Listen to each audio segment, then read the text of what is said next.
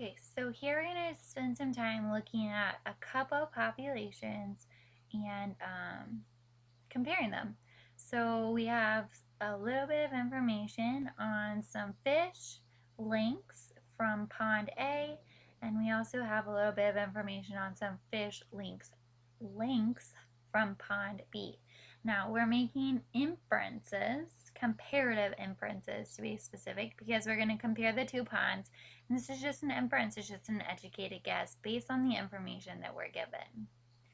So we have our part A, to make a conjecture about why there are two peaks in the dot plots of both samples.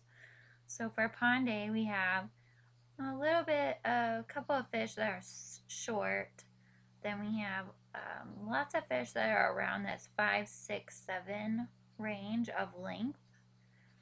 Then we only have a couple that are 8 or 9. And then we have more fish again that are 10, 11, and 12 in length. So we have these two main groups. We have a lot of fish that are around this size and a lot of fish that are around that size. If we look at the other pond, we also do kind of see two peaks. So in this pond, it does seem like maybe everything's a little more grouped together. But we see a hike up here at about 7 or 8, and then again at about 11. If you kind of go back and forth looking at each one, you can see some similarities and differences. Now, thinking about these two peaks, what could be causing a lot of fish to be around this size and a lot of fish to be around that size, but not so many in the middle? Any ideas? Well, one idea might be that these are the baby fish. So they're all about the same size, and these are the adult fish. So they're all about the same size. Fish are pretty much about the same size when they're born, and then they grow up to be about the same size when they're adults. So we have a lot of fish that are either still baby fish or they are now adult fish. And you can see that same peak in the other pond as well. Now, based on this conjecture, thinking about the two peaks as the baby fish and the adult fish, what's a comparative inference that we can make about the fish in the two ponds? So in pond A, we see our baby fish here and our adult fish there. And if we look at pond B, we see our baby fish here and our adult fish here. One thing that definitely sticks out to me is the closeness in pond B. It seems like the size really isn't as different. A lot of fish are clumped together, so we see a lot of the same or similar sizes. And in pond A, it's more spread out. So we could say that our educated guess is that the two peaks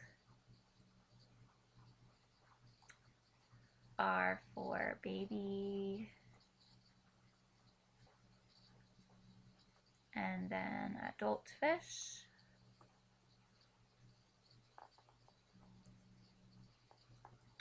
And we, when comparing the two ponds, see that the sizes are more spread out.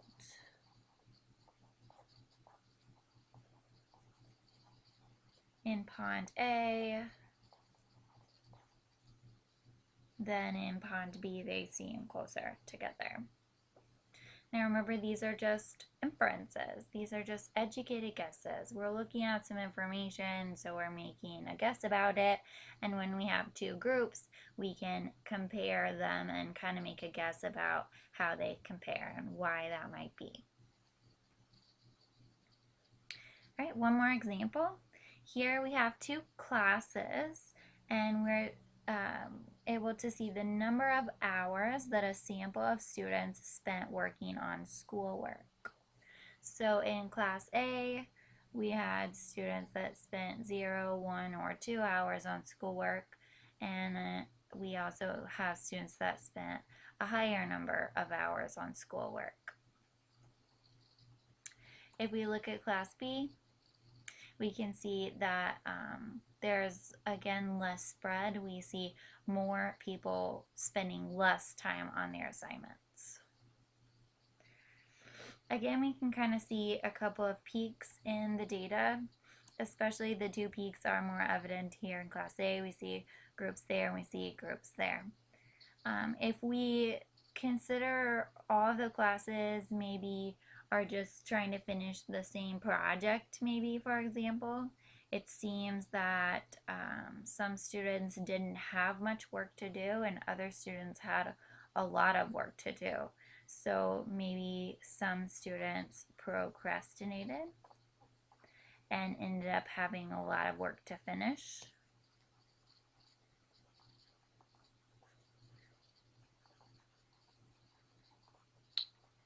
And others did not. So they did not have very much work to do.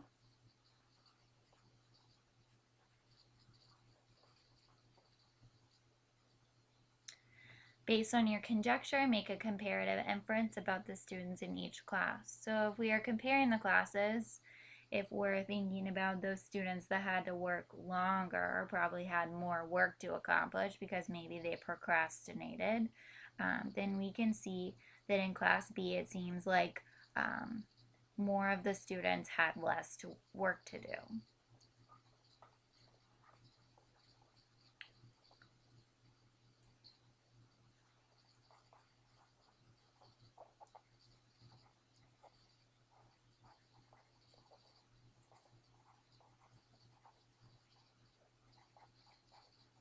Now, we don't know everything, we don't know the whole story, but we do have this data from the samples of students, and so we can, like I mentioned, make an educated guess about what's going on based on that information. All right, remember that this lesson is about multiple populations and inferences. So sometimes we take a large group and we actually divide it out, maybe by class or by pond, like with the fish, and then we can compare them and see maybe if one is greater or one is less, or one has more spread or the other is more grouped together. We can make a lot of comparisons between groups whenever we divide them up into multiple populations.